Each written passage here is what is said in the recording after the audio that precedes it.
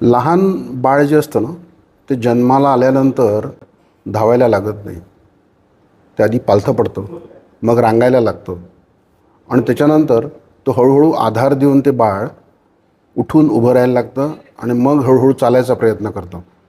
चालायचा प्रयत्न करत असताना बाळ बरेच वेळा पडतं, रडतं. पण त्यावेळेला आईला दुःख होतं का? ताईला दुःख होत नाही.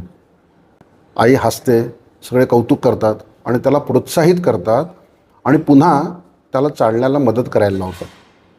आता ही सिच्युएशन बघा, याच्या उलट जर केलं समजा तर बाळ पहिल्यांदा चालायचा प्रयत्न करायला लागलं आणि बाळ पडलं आणि आईला आपल्या बाळाची एकदम दया आली की माझं बाळ पडलं आणि म्हणून तिने बाळाला त्यानंतर उचलून घेतलं आणि त्यानंतर त्याला चालण्याचा प्रयत्नच करू दिला नाही.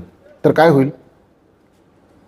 तर हे होईल की ते बाळ कधीच चालू शकणार नाही, ते आयुष्यामध्ये पंगू होईल. आपल्या आयुष्यामध्ये पण आपण असं करत नाही का?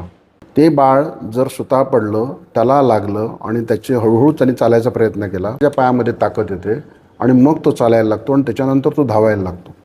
व्यवसायात आणि आपल्या पर्सनल आयुष्यामध्ये पण तसंच आहे. आपल्याला एकदा अपयश आलं किंवा आपण एकदा सक्सेसफुल होऊ शकलो नाही किंवा बरोबर एखादी गोष्ट घडली नाही, आपल्या मनाप्रमाणे झाली नाही, म्हणून गोष्ट संपते का? ती आयुष्य संपतं का? तर नाही संपत. परत परत प्रयत्न करत राहणं हे निसर्गाने आपल्याला शिकवलेलं आहे.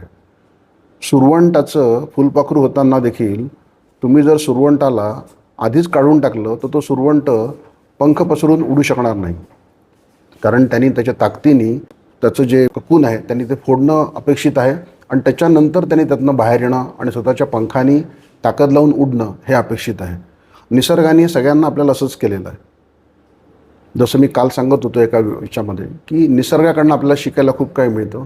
हा पण एक फार मोठा धडा आहे जो आपल्याला निसर्गाकडून शिकायला मिळतो, जे आपण आपल्या दैनंदिन जीवनात बघतो, आचरण करतो.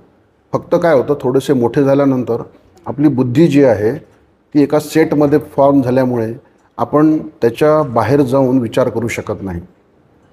म्हणून काही काही बाबतीमध्ये निसर्गाकडनं शिका, काही काही बाबतीमध्ये आपल्या लहानपणातल्या गोष्टींमधनं शिका आणि आपल्या व्यवसायामध्ये सक्सेसफुल होण्याचा प्रयत्न करा. काही काही वेळा तुम्हाला बोट द्यायला आईचं बोट लागतं आधाराला, तसंच व्यवसायामध्ये आम्ही आहोत आमचं बोट द्यायला आणि तुम्हाला आधार द्यायला.